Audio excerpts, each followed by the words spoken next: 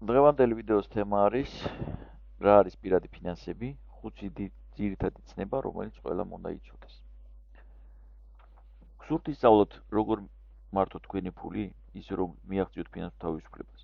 დღევანდელ ვიდეოში მე გაგაცნობთ პირადი ფინანსების 5 ძირითად ცნებას, რომლებიც ყველამ უნდა იცოდეს, ასე რომ თუ მზად ხართ, დავიწყოთ.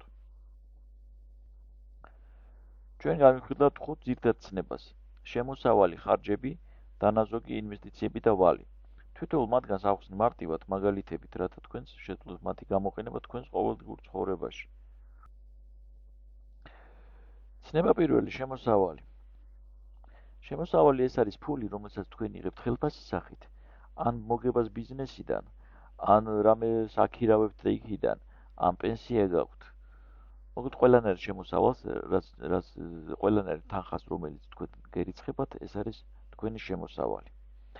თუ თქვენ იღებთ, თქვათ მარტო ხელფასს 2000 ლარს, ეს არის თქვენი ძირითადი შემოსავალი და ფინანსური გეგმის საფუძველი იქნება ეს. შეიძლება გქონდეთ ასევე ხელფასი, ასევე პლუს ამას კიდე რაღაც ქირას აქირავდეთ და იქიდან შემოსავალი გქონდეთ, პლუს ამას კიდე ბიზნესი გქონდეთ და იქიდან შემოსავალი, ეს ყველაფერი უნდა დაჯამდეს და თანხა გამოგივათ ის თანხა, რაც იქნება ეს საერთო თანხა, რაც გამოვა დაჯამებისგან, ეს იქნება თქვენი ძირითადი შემოსავალი. და აქედან შევძლებთ შემდგომში ფინანსების დაგეგმას თქვენს ხარჯებზე და საერთოდ თქვენს ფინანსების დაგეგმას. ცნება მეორე: ხარჯები. ხარჯები ეს არის ყველაზე მტკივნეული, უსიამოვნო და რთული ადამიანისთვის რთულად დასაძლევი პრობლემა ფინანსების დარგში. მაგალითად, თქვენ თუ გაქვთ 2000 ლარი შემოსავალი და 1500 ლარს ხარჯავთ, გრჩებათ 500 ლარი. მაგრამ როგორც ექსპერტები ამბობენ, 20% მინიმუმ თუ თქვენ შეძელით და გადადეთ, ეს უკვე კარგ მაჩვენებლად ითვლება დანაზოგის შექმნისთვის. 2000 ლარიდან 20% ეს არის 400 ლარი. მინიმუმ 400-500 ლარი თუ გადადეთ, ითვლება ეს კარგ დანაზოგად. ნუ კარგს როგორც დანაზოგად ითვლება. მეორე ის არის, რომ ამ 1500 ლარში თქვენ გამოგდეთ მთელი ხარჯები. ხარჯები იყოფა ორ ნაწილად. არის აუცილებელი ხარჯები და არააუცილებელი. აუცილებლებში შედის მაგალითად ბინის ქირა, ტანსაცმელი, ნაწილობრივ ტანსაცმელი, საკვები, ტრანსპორტი, რომლებიც აუცილებლად უნდა დახარჯოთ და ეს გარდაუვალი ამის ხარჯი და არის არააუცილებელი. მაგალითად გართობა, რესტორანი და ესეთი რაღაც ისინი, რომლებიც შეიძლება ნაწილობრივ აკონტროლოთ, ნაწილობრივ შეზღუდოთ და ნაწილობრივ თავიდან ავიცილოთ ეს ხარჯები. მოკლედ, უნდა ვეცადოთ, რომ 20%-ზე მეტი გადავდოთ, რომ შემდგომში დანაზოგის რო ავხსნით, აი დანაზოგი გამოგვადგება მაგ შემთხვევაში. თემა 3, ცნებად 3. დანაზოგი. როგორც ვთქვით, ჩვენ გვაქვს დანაზოგი 20%, ანუ 400 ლარი, ან მეტი. ეს დანაზოგი ისეთი რამეა, რომ როგორც დაზღვევა ისე შეგვიძლია გამოვიყენოთ, რომ თქვათ დავჭით უმუშევარი, ან რამე შეგვემთხვა, ან უცბად ექიმი დაგვჭირდა, ან რაღაცა სხვა უცაბედი ხარჯები გვაქვს.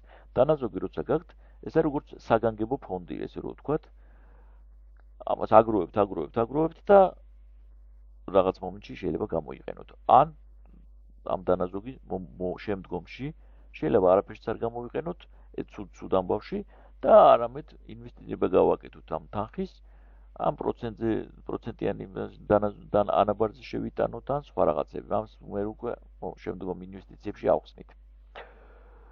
საერთოდ დანაზოგი უნდა გქონდეთ 3-დან 6 თვემდე, რომ უმუშევარი დარჩეთ. იდეალურ დანაზოგად ითვლება, როცა გაქვს ის თანხა, რომ 3-დან 6 თვამდე შენ იგივე რეჟიმში იცხოვრო, როგორც ცხოვრობდი, თუ დარჩი უმუშევარი და შემოსავლის გარეშე. აი ეს არის იდეალური დანაზოგი. ცნება 4 ინვესტიციები. ინვესტიციები ყველაზე მთავარია შემოსავლის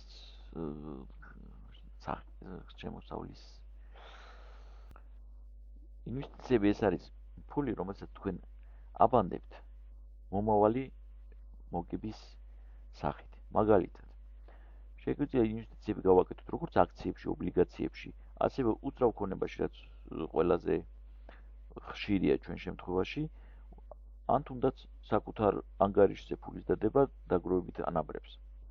ეს ყველაფერი არის ინვესტიცია, რაც მომავალში ჩვენ საშუალებას გვაძლევს ჩვენი თანხები გაიზარდოს და მოგება მოიტანოს ჩვენგან დამოუკიდებლად. ანუ სამსახურში მუშაობით და ყოველდღიური ბიზნესით კი არა, არამედ თვითონ ავტომატურად იზრდება. ეს კაი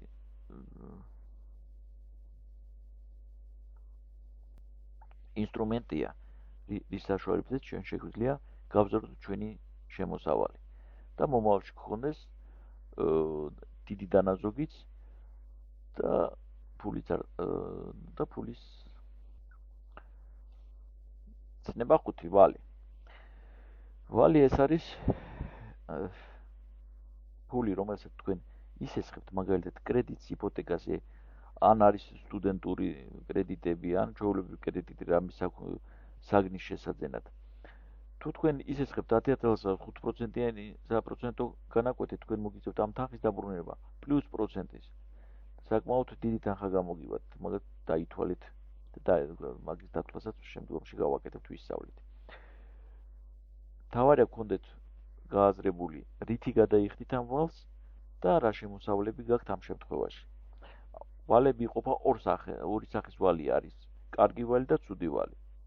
ცუდი ვალი არის, როდესაც რამე საგანს იყიდით, რომელიც უბრალოდ როგორც საგანი გამოიყენება და არაფერი არც შემდგომში შემოსავალი მოაქვს. მაგალითად ბიზნეს ვალი ეს არის დადებითი ვალი, კარგი, იმიტომ რომ ამით ათქვათ თქვენ ბიზნეს, რომელიც შემდგომში შემოსავალს მოიტანს, რომელიც დაგაფარნებს ვალსაც და მოგებასაც მოგიტანთ და დანაზოგსაც შეგაქმნევინებთ.